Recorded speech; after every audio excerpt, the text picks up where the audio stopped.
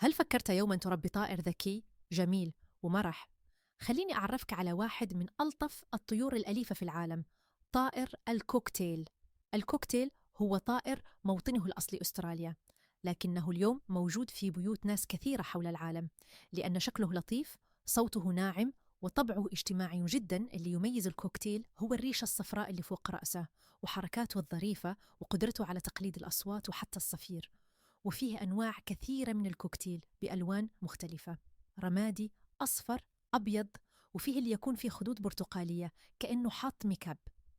الكوكتيل ذكي وبيحب التفاعل مع البشر، بس يحتاج عناية واهتمام.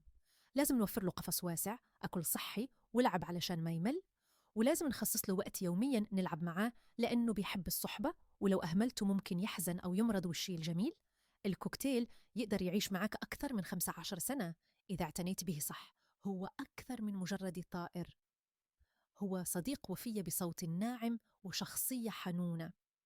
لو كنت تفكر تربيه، جهز له بيت مريح وابدأ رحلة جميلة مع طائر فعلا يستاهل.